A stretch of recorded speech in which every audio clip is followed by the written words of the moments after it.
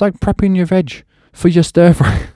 Attack quite slow ratio and faster attack, slower release. It's not good anymore.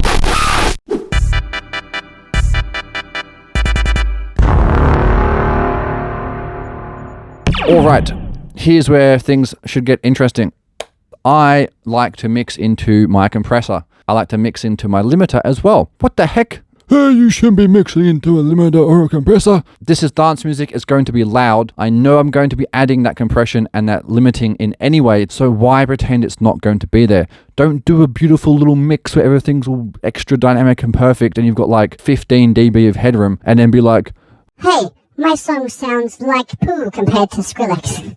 Yeah, you're going to be quiet and horrible. If you try and limit and compress that mix upwards to compete with someone who's very loud, it's going to make the mix fall apart because all of your elements actually interact differently under that much compression and limiting, right? So knowing that, don't make your mix perfect as it is and then compress and limit it and then be confused as to why it's falling apart. Yeah, it will distort much sooner than it should. We know that the elements react differently under those kind of settings. Therefore, add those settings to begin with. Reverse engineer the loudness. With that said, let's do it. Glue compressor and hit this one first. My go-to settings at all times will be slow attack, fast release, and then about -10 on the threshold. And we're going to open this up and we're going to ignore anything beneath 100 Hertz. Now is a perfect time to add in a loudness. So it's dubstep, we'll go +5.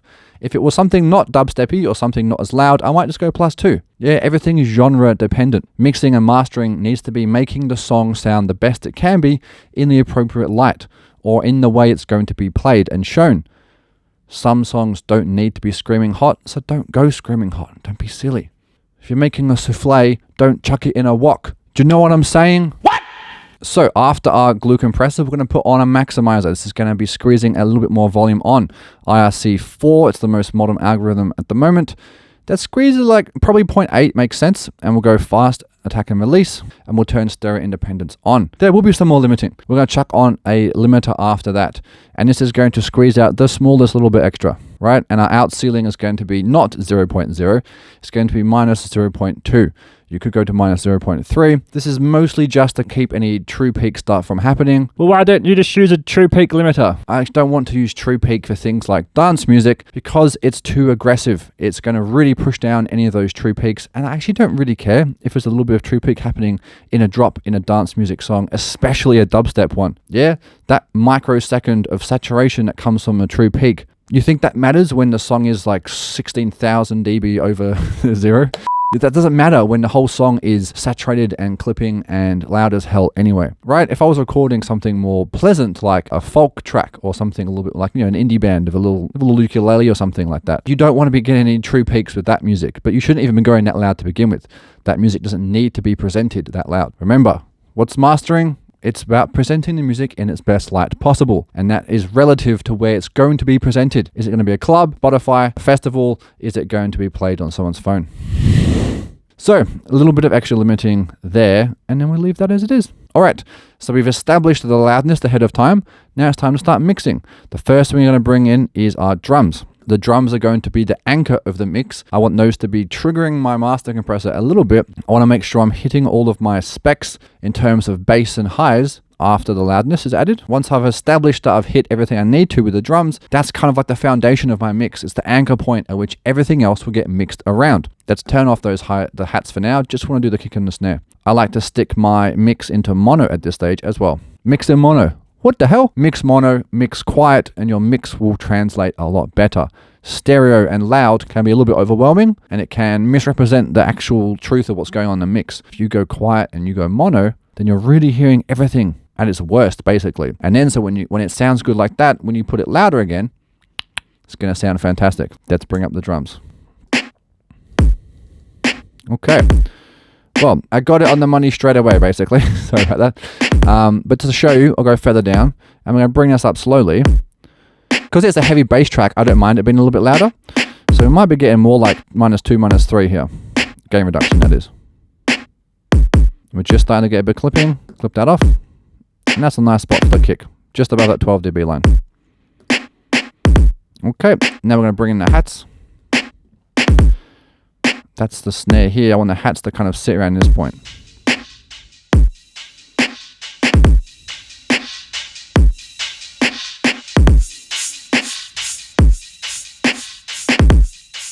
That's our hats here. So hats more to sit maybe more like around here. Lovely. Let's bring in our basses. We've got all the parts of the bass in the one print, so it might be a little bit overwhelming as to where to begin. Rather focusing on the sound as a whole, I'll be focusing on the sub of the sound. I'm going to bring in the sub to sit where I want it to sit in my mix, and if the rest falls in place, fantastic. If it doesn't, I'll fix it with EQ afterwards. What we can do is just go -10 again, and then go mono. This is now our dim switch and as well as a mono switch. So go back to 0 and bring this up very slowly. And I want to listen to the impact of the kick and snare and make sure they're not being reduced by the synth coming in.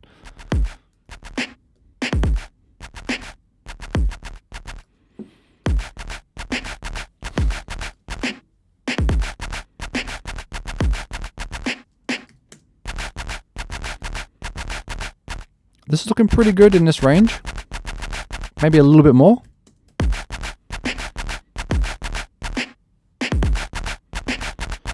As we're approaching, as we're getting a little bit higher, for me that's starting to impact the snare and kick a bit.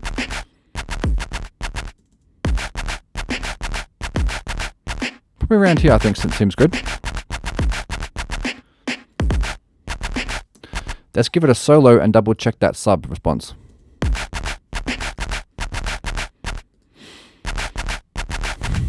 So our sub at this volume is not going above that 12 dB line. Just above here is going to be like the industry standard for a bass heavy track. I want to make sure I hit those markers. How can I fix this? Well, we've already compressed it somewhat. So let's just go into our EQ here and we could do a little bit of a boost. Yeah.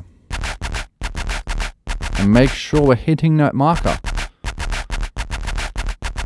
It really is as simple as that, guys. There is an established benchmark for a well-mixed track that's going to translate across all playback systems, especially music like this where it's going to be played in clubs and festivals. You need your bass to hit that part. Don't just hope it does it. Literally smack it to the exact place it needs to be. It's kind of like mixing by numbers in a weird way. Obviously, every single track is going to be unique, right? But I generally have a ballpark idea where the track needs to be. I know the industry standard for the certain markers where they need to be, and everywhere that a problem occurs trying to hit one of those markers relative to what the track is, that's when I'll fix it with some correction, and that's when I'll chuck in the processing. If I don't need to, I might not even use a whole load of plugins. I might just use a little bit of compression, a bit of clipping, and volume. That's right. What's that? All those plugin companies are like, shut up you. That's the truth. You realistically do not need crazy amounts of plugins to do a good job. If you understand your compression, you understand what clipping actually does, and you understand balancing properly, you can hit all the markers you need to quite comfortably. There are certain plugins like some of the Ozone stuff and FabFilter stuff where I feel like you really do get a bit extra out of it, but beyond then, don't jump to those first. Get your basics down right and the rest will come later. So yes, back to here. Is our sub hitting the right spot? That's about right.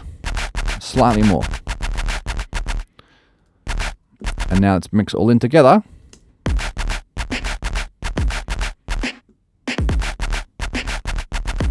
Perfect. So that's now sitting at a nice spot to our drums. So it was -7.7. Should be about the same.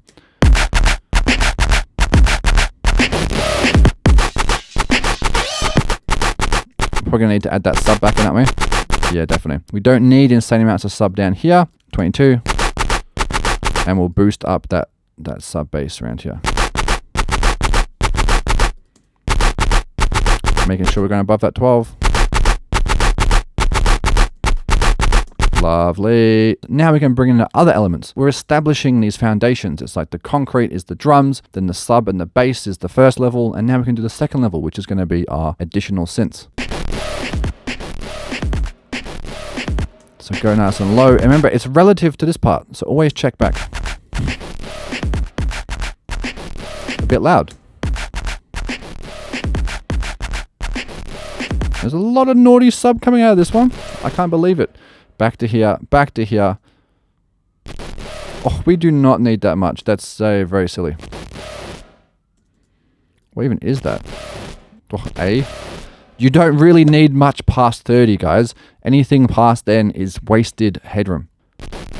Your low C is like, what, 32? Yeah, 32. So basically, past 30, which is beneath the low C, not happening. Not many clubs are going to be able to play back that accurately. It's just going to bottom out and sound flat. So yeah, about there I think. That's just going to be taking up too much headroom.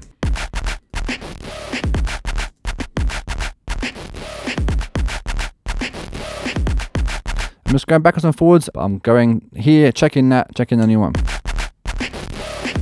Bit louder, bit louder, bit louder. Too loud, down.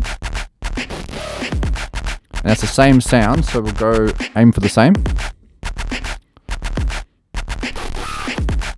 Yeah, it's good. This one now.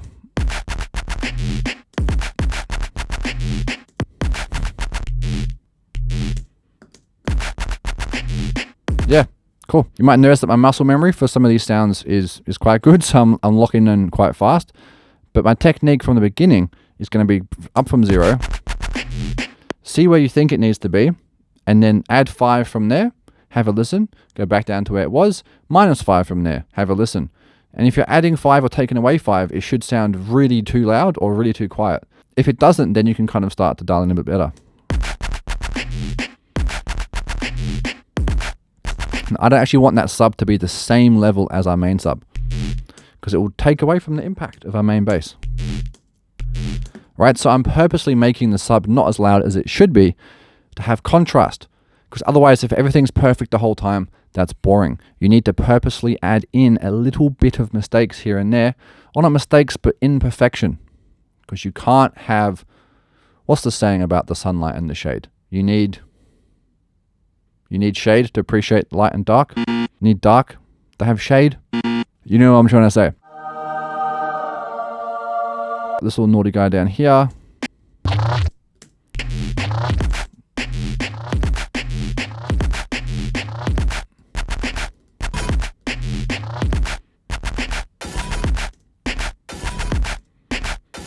Cool, I think we're in a good spot now. We'll turn off the quiet part at least. Louder.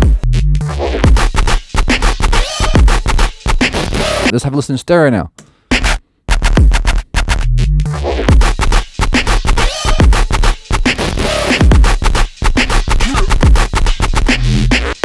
What I would do as well, ahead of my compressor here, is I might add a little bit more multiband. So what I'm doing here is I'm just catching any rogue transients. Right, so I don't really want it to happen much at all. High ratio, fast attack, fast release.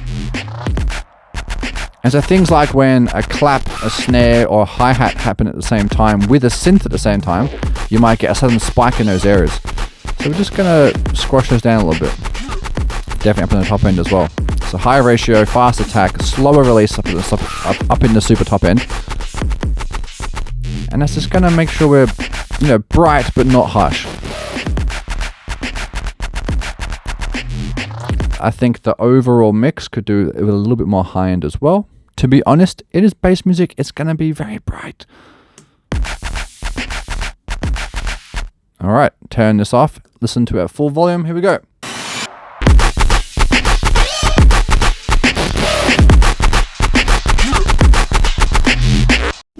Look guys, that's a very nice place to stop. That is how I mix. It really is that simple sometimes. Don't overcomplicate things. Everybody is very good at overcomplicating things. Plugin companies are very good at making you think you need to be very complicated. Please trust me. Understand your basics, compression, limiting, clipping, balancing. You'll get really, really far with just those. Alrighty guys, that's it. It's been Alex Subhuman here with United Pop Melbourne. This is going to conclude our dubstep series. We got to volume 3. Tune in next week and I'm going to start another song, all from scratch. I'm going to go through the same steps. We'll start from the beginning. I'll pick a genre and I'll make some sounds. I'll make some drums this time and then we'll do the mixing and maybe even mastering. Can you master with just these headphones? We will find out. I'll catch you in a new one. In the next one. Okay, bye-bye. See you later. Bye-bye.